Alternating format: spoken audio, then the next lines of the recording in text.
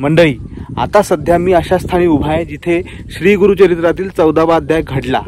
चला दाखवतो.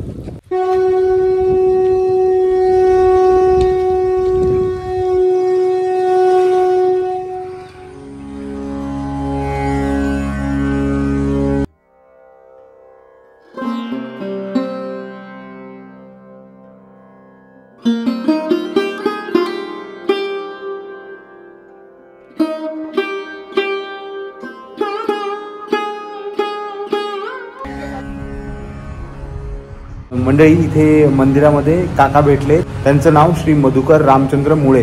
त्यांना या स्थानाबद्दल आपण माहिती विचारूयात. ते जास्त चांगलं सांगतील, सो स्टे ट्यून. नमस्कार काका. श्री गुरुदेव दत्त. गुरुदेव. मला या स्थानाबद्दल माहिती सांगा ना. सांगेल. हे गुरुचरित्रातल्या 14व्या अध्यायाचं स्वयंभू स्थान आहे. ही दत्तमूर्ती इथली स्वयंभू आहे. ही मूर्ती कोणी मांडलेली नाही. बर. दत्त मंदिर ज्या शिळेवर आहे त्या शिळेतून ती मूर्ती उत्पन्न झालेली, वेगळी शिळा आणून ठेवलेली नाही. अच्छा. स्वयंभू दत्त मूर्ती आहे. अच्छा. हे स्थान गुरुचरित्रातल्या 13व्या अध्यायाच्या दृष्टीने फार महत्वाचं. हा औदुंबर वृक्ष, हा स्वामींची ध्यान गुहा. बर. नरसिंह स्वामी इथे गोदावरी तटक यात्रा करत करत आले तेव्हा ते कोणाच्या घरी जात नसत. अच्छा. तेव्हा ते या गुहेमध्ये थांबले तपश्चर्या करत. बर बर बर बर. आपण आज जाऊन गुहा पाहू शकता. जाऊया. हो. मंडळी, आपण या गुहेत जाऊया. श्री गुरुदेव दत्त. एक छोटूसा लाईट लावलेला आहे. छोटी गुफा आहे. आता इथे फरशी बसवली त्यांनी, पण त्या काही कशी असेल, कमाल आहे. हे वास्तव्य खरंच भाग्यवान आहे आपण. हे बघा, इथे छोटूसा नृसिंह सरस्वतींचा फोटो आहे. आणि हे बघा, हा इथे छोटा लाईट लावलेला आहे. छोटी गुफा आहे. कमाल आहे की नाही अनुभव. खरंच काहीतरी पूर्वजन्माची पुण्य आहे म्हणून हे सगळं भाग्य लाभलंय. कमाल कमाल. नक्की या इथे. चला आता बाहेर जाऊ.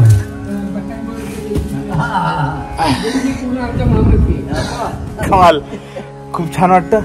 गुरुदेव दत्त. हे औदुंबर वृक्षाबद्दल सांगा एकदा. आपलं ते राहिलं बोलतो. औदुंबर वृक्ष अतिशय पुराण आहे. अच्छा. आणि या औदुंबर वृक्षाचं महत्व असं हा. आहे की दत्त ज्या ठिकाणी आहे त्या ठिकाणी औदुंबर आहे. क्या बात आहे. म्हणजे ती एक इंडिकेशन आहे की जिथे औदुंबर आहे तिथे दत्त आहे. क्या बात आहे, क्या बात. आता या ज्या पादुका दिसतात ह्या कोणाच्या आहेत? हा कल्याण पादुका आहे. अच्छा. हंपी पीठाचे शंकराचार्य यांनी सर्व भक्तांसाठी त्यांना आशीर्वाद देण्यासाठी ह्या कल्याण पादुकाची स्थापना केली आहे. बर. त्यांनी असं म्हटलेलं आहे की अनंत माझे अपराध कोटी तरी अंगीकारी घालून पोटी नसे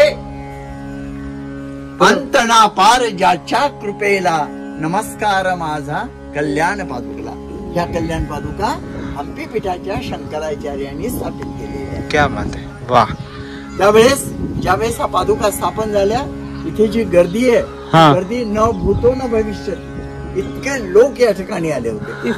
आणि हे सगळं कार्य माझे सद्गुरू पूर्वाश्रमीचे शिवकथाकार विजयराव देशमुख नागपूरचे बर आज 82व्या वर्षात त्यांनी पदार्पण केलेलं आहे. क्या बात आहे. आणि आज त्यांना या बासर क्षेत्रीच धर्म भास्कर नावाची ही पदवी मिळाली आणि संकेश्वर पीठाने ती पदवी दिली आणि मोहन भागवतांच्या हस्ते ती प्रदान झाली. क्या बात आहे, क्या बात आहे. गुरुदेव दत्त.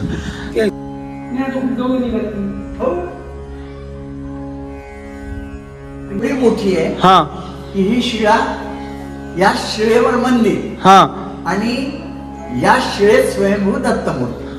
क्या बात आहे.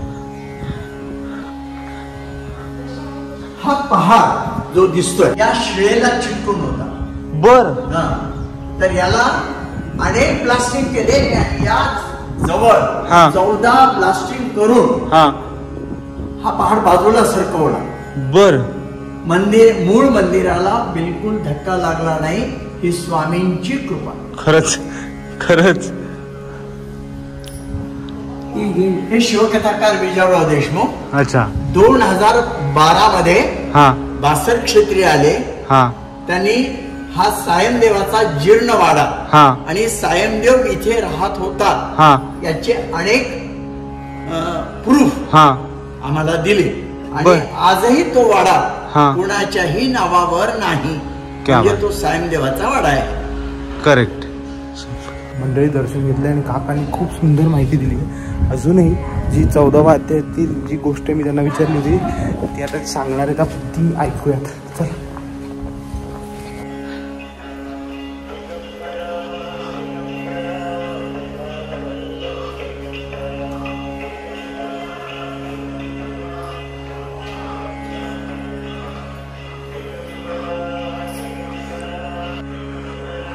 हा काका सांगा. गुरुचरित्रातल्या 14व्या अध्यायाचं स्थान नरसिंह सरस्वती आम्ही इथे आहे. अच्छा. अनेक ठिकाणी नरसिंह सरस्वती स्वामींची मूर्ती बसलेली आहे. यांचा जन्म कारंजा येथे झाला. बरोबर. पण या ठिकाणी मूर्ती उभी असण्याचं कारण गुरुचरित्रातला 14वा अध्याय. बर. सायमदेवावर प्राणांतिक संकट आलं. विदर्भचा बादशाह त्याला मारणार होता. अच्छा. त्यावेळेस तो स्वामींना शरण आला आणि स्वामींनी त्याला अभय दिलं. तू बादशहाकडे जा. जेव्हा तो बादशहाकडे गेला तेव्हा बादशहाला दरदरून घाम फुटला. मी तुला बोलावलंच नव्हतं आणि तू इथून लवकर निघून जा असं म्हटल्यानंतर तो निघाला परत. तू असं नाही जायचं. तर स्वामींसाठी हे वस्त्र अलंकार सगळं घेऊन जा. जो तुला जीवदान देऊ शकतो तो मला मारायला कमी करणार नाही. म्हणून त्यांनी वस्त्र वगैरे दिलेले स्वामींच्या, म्हणून मूर्ती इथे अभय दिलेली. आणि माझ्या महाराजांची कल्पकता अशी आहे की स्वामी जेव्हा 1417 मध्ये बासष्ट क्षेत्रीय आले तेव्हा ते केवळ 29 वर्षाचे होते. त्यांच्या मूर्तीवर दिसतो. सायमदेव त्यावेळी 26 वर्षाचे होते. आणि हे जे बाजूला मूर्ती आहे हे माझ्या सद्गुरूंचे गुरु. या सद्गुरूंच्या कृपेमुळं या ठिकाणी वासरमध्ये 1.5 कोटीचं काम झालं, पण कोणाच्या बोटाला यात किंचितही इजा झाली नाही. हे अतिशय स्पंदनशील असं क्षेत्र आहे. या ठिकाणी गुरुक्षेत्राच्या पारायणाने यावं. 7 दिवस त्या उपासकाची ट्रस्ट तर्फे व्यवस्था करण्यात येते. भोजन निवास व्यवस्था एवढा आम्ही करतो. दर पौर्णिमेला त्या ठिकाणी पालखी उत्सव होतो आणि अन्नदान होतो. गुरुदेव गुरुदेव दत्त. खरंच म्हणजे खूप काठी येतात अंगाला, शहारे आलेत. खरंच जागृत देवस्थान आणि खरंच काहीतरी पूर्वजन्माची पुण्याई आहे माझी, माझ्या आईबाबांची. म्हणून या स्थानी यायचं भाग्य मिळालं. तुम्ही सुद्धा या सगळ्यांनी हे सगळं सरस्वती मातेचं दर्शन घ्याच, पण हे ठिकाणं सुद्धा बघा, अनुभवा. अनुभव हीच प्रचिती आहे. सो श्री गुरुदेव दत्त. पवन दुष्टपणेसा ब्राह्मणा ते पाहता कैसा ज्वालारूप होता झाला. सायमदेवाला पाहिलं की त्याचं मस्त फडकलं. हा त्याचा अर्थ आहे. ज्याचे हृदय गुरुस्मरण भय कैसे का दारुण काळ मृत्यून बाधी जाणं अपमृत्यू काय करी. कोणी काय करू. हृदय ज्वाळा आवडणे त्यासी जागृत होऊन पर्यसी प्राणांतिक वेदेसी कष्ट तसे तये. स्वामीने प्रत्यक्ष शस्त्र हातात उचललं आणि त्याला समज दिली. असा हा प्रसंग आहे. स्मरण झाले त्यावेळी धावत आला ब्राह्मणाजवळी. लोळत असे चरणकमे म्हणे स्वामी तुमची माझा. अक्षरशः बादशाह सायमदेवाच्या चरणी लीन झाला. तो त्याच्या पाया पडला आणि इथून पुढे ते परळी वैजनाथकडे गेले. नरसिंह सरस्वती स्वामी गाणगापूरला गेले आणि सायमदेव त्यांच्या जन्मस्थळी म्हणजे कणगेरीला गेले. अच्छा. श्री गुरुदेव दत्त. गुरुदेव गुरुदेव दत्त. मंडळी खूप छान माहिती मिळाली आणि खरंच भाग्य आहे की इथे यायला मिळालं. आता हा व्लॉग मी एंड करतोय कारण की आता वाजले संध्याकाळचे 5:30 आणि आता आम्हाला जायला 7 तास लागणार आहेत घरी.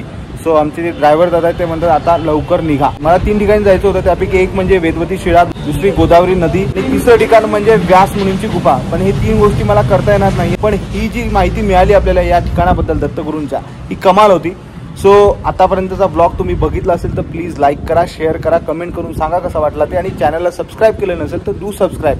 अवधूत चिंतन श्री गुरुदेव दत्त. भेटूयात पुढच्या ब्लॉग मध्ये.